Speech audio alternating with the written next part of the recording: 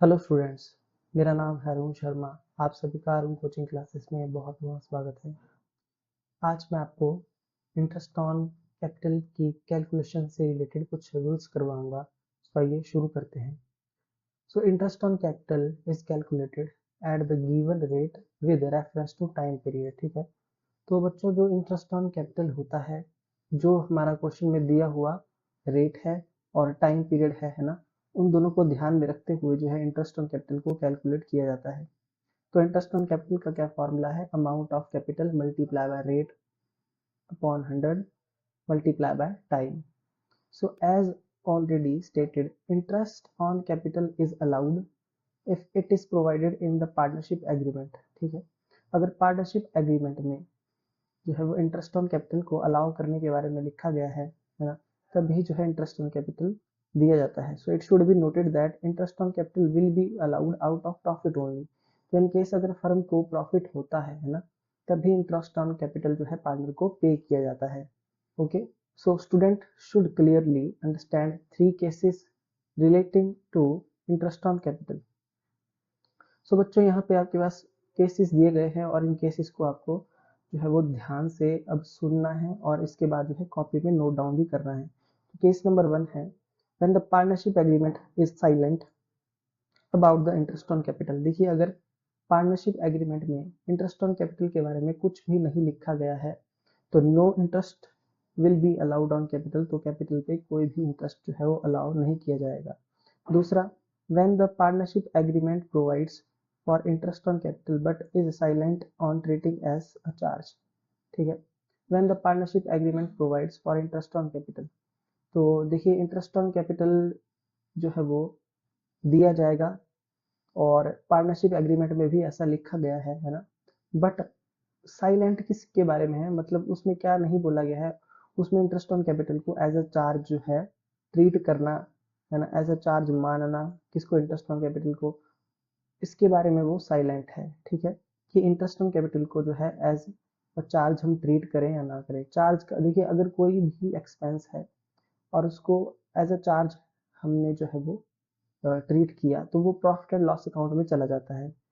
Okay, तो student सिर्फ आपके पास नॉर्मली जैसे आपने क्वेश्चन किए वहां लिखा था interest on capital at the rate of 10% 5% per annum. ठीक है, अगर इस तरीके से पार्टनरशिप एग्रीमेंट में लिखा गया है तो इंटरेस्ट ऑन कैपिटल दिया जाएगा। और कब दिया जाएगा? देखिए क्या लिखा है, in this case interest on capital will be allowed only when there is a profit.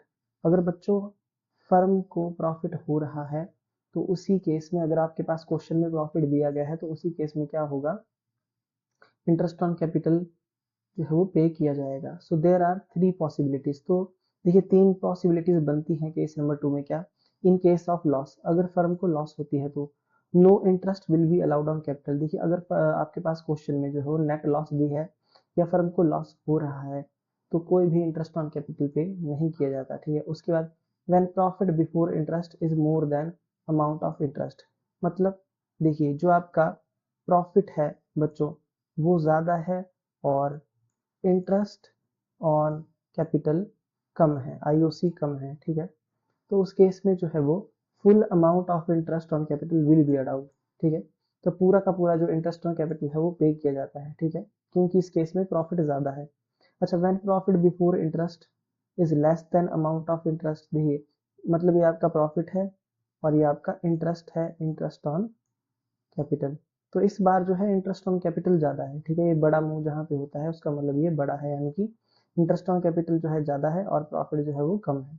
तो इस केस में क्या होगा, interest will be allowed up to the amount of profit. So suppose करो इंटरेस्ट आपका जैसे 50,000 है जबकि हमारा जो प्रॉफिट है वो 40,000 है। ठीक है, तो इंटरेस्ट ऑन कैपिटल कितना दिया जाएगा, जितना हमारे पास प्रॉफिट होगा, यानी कि 40,000 रुपए इस केस नंबर 3 में।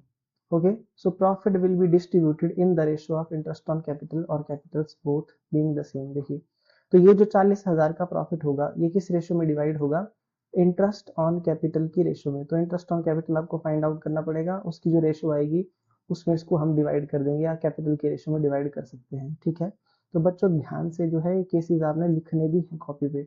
ओके, ऐसा नहीं है कि बस वीडियो देखी और लेक्चर को अटेंड किया है ना, तो ध्यान से जो है इनको आप मतलब नोट डाउन भी साथ में करते जाइए। ये सारे के सारे जो रूल यहाँ पे आपको दिख रहे हैं ये बहुत ही ज़्यादा इंपॉर्टेंट है सभी। ओके, अब देखिए तो केस नंबर 3 है हमारे पास, when the partnership agreement provides for treating as a charge. ठीक है, अब पार्टनरशिप एग्रीमेंट में जो है वो ये बोला गया है कि जो इंटरेस्ट ऑन कैपिटल है उसको हम चार्ज क्या माने, उसको हम चार्ज माने। तो मैंने अभी आपको बताया इन this case full interest will be allowed. तो इस केस में देखिए पूरा का पूरा इंटरेस्ट पे किया जाएगा। सपोज करिए हमारे पास 50,000 का इंटरेस्ट है, तो पूरा का पूरा इंटरेस्ट पे किया जाएगा whether there is a loss और प्रॉफिट ऑफ फर्म। देखिए सपोज करिए अगर हमारे पास जो है वो 40,000 का प्रॉफिट है बच्चों, कितने का, 40,000 का नेट प्रॉफिट है, 40,000 का, जबकि इंटरेस्ट कितना है, इंटरेस्ट हमारे पास जो है 50,000 है, तो इंटरेस्ट तो ज़्यादा है इस बार। तो पूरा का पूरा 50,000 का जो इंटरेस्ट ऑन कैपिटल पे किया जाएगा। ठीक है, चाहे हमारे पास कम प्रॉफिट हो या हमको लॉस हो रहा हो।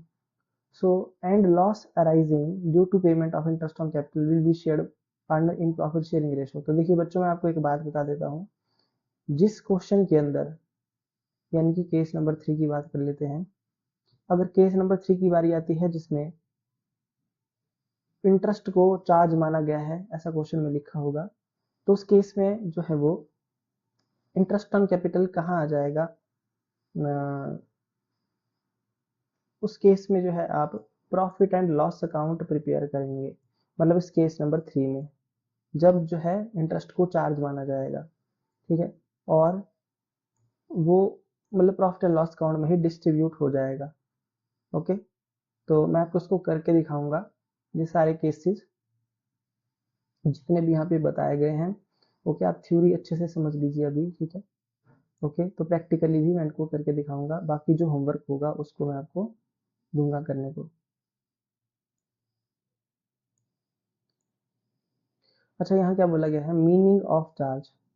देखिए जो चार्ज होता है उसका मीनिंग क्या है। चार्ज का मतलब है full interest is to be allowed, है ना।